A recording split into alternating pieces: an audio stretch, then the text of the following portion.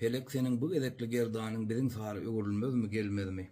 Sarı sarık yolunun Begdet Sanç halifalarının bir Kurt Yakubu'nun yerine getiren aydınlarının birini bolluğundan yerine getirip vereyim.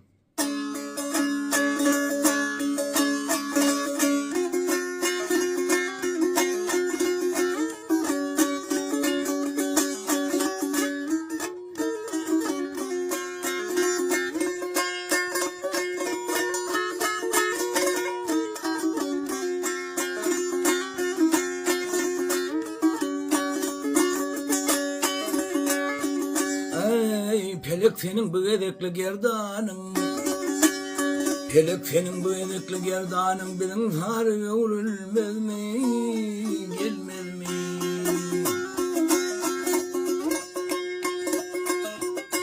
Aleşin yere serdin yar, yar, yar, yar, yar.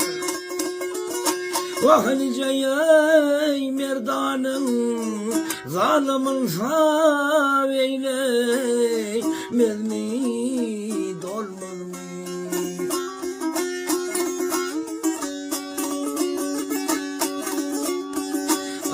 Pelek senin bu edekli gerdişin, garmazana boyulup da eyvedişin.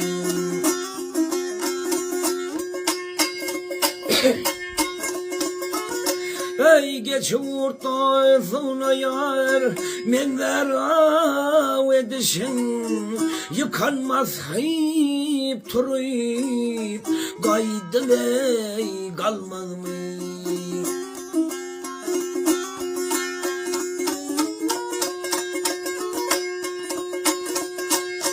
Vah yaray,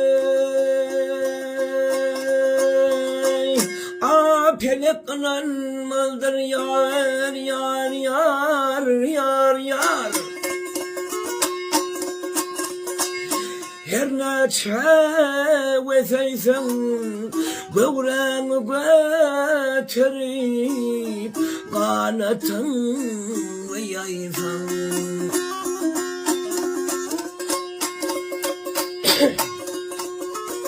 Ey ölüm zulmünü adamın boynuna gel oysan, korkusuna sarılmaz mı, solmaz mı?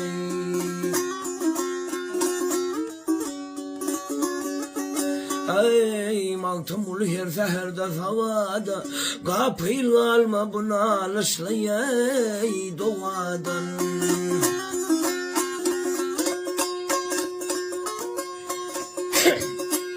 Ey bu paralar bu dünya yar, yar, yar, yar. Alfaya imratın hacetini haktan ey dilene almaz mı? Veyda